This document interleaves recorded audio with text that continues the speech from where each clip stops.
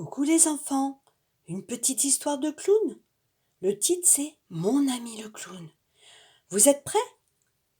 Vous savez, cette petite fille s'appelle Étoile. Un jour, grand-père lui fit un beau cadeau. Le cadeau d'un portrait qu'il avait peint pour elle. Un clown, un drôle de bonhomme tout rond avec un chapeau pointu. Oh, je restais là, disait la petite fille, immobile, fascinée par son regard brillant. Il est très beau, grand-père, merci.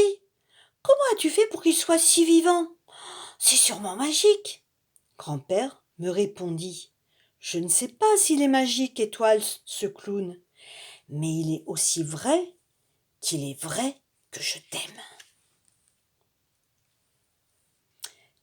Isidore, c'est ainsi que j'ai appelé mon nouvel ami. Grand-père a accroché son portrait en face de mon lit.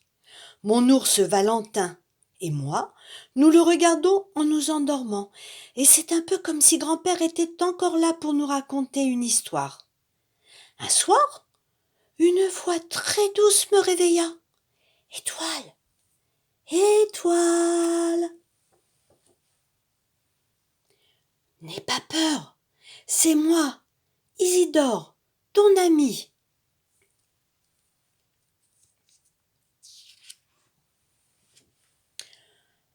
Viens voir les choses qui sont derrière les choses. Oh, je me suis pourtant bien frotté les yeux. Était-ce un rêve? Eh bien non. Isidore était là, devant moi, aussi vivant que grand-père. Quelle histoire!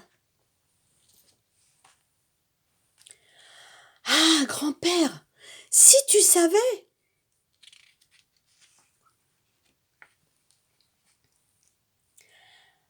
Valentin est resté, il avait sommeil. Mais qu'y a-t-il derrière ce grand rideau?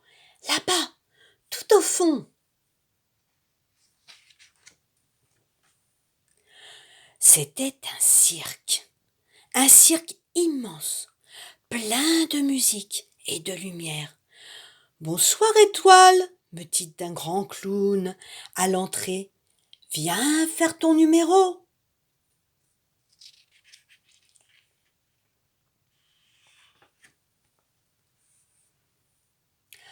Oh, un éléphant, ça trompe énormément. Et voilà comment je me suis retrouvée sur la piste, morte de trac. Tout autour, la foule immense et silencieuse. Soudain, les applaudissements déferlèrent, la fanfare se mit à jouer. Mais j'aurais voulu être une petite souris et disparaître dans un trou. Quand un drôle de clown volant surgit de l'ombre comme une flèche et m'emporta. Et le chapiteau était si haut, et la piste en bas, si petite. Pour l'atterrissage, tout était prévu. Qu'il était doux le ventre de Dame Kangourou.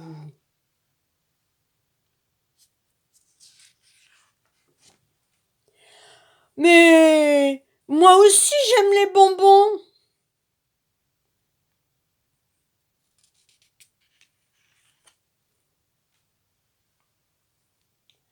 C'était l'heure du thé.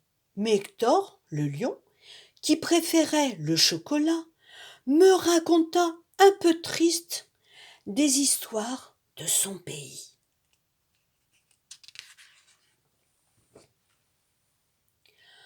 Et puis, j'ai fait connaissance de Rosalie, une autruche un peu folle, oh mais fort sympathique.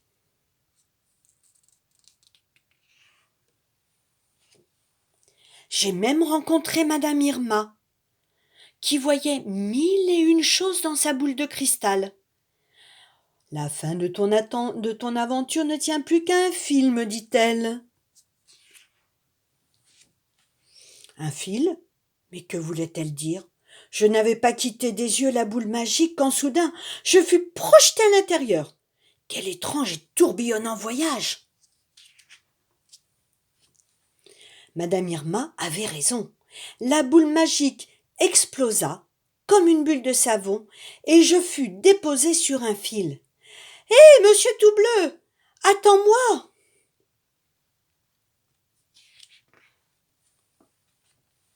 Mais monsieur tout bleu était comme les nuages ou comme le vent.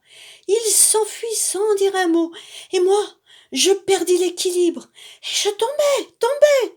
Autour de moi, tout s'évanouissait. C'est ainsi que j'ai retrouvé Valentin. Quand j'ai raconté mon histoire à maman, elle a cru que j'avais rêvé. Peut-être, mais moi, je sais que certains soirs, Isidore revient me chercher et je m'amuse beaucoup avec tous mes amis. Au revoir les petits enfants. Je retourne au cirque avec Isidore. Bon week-end.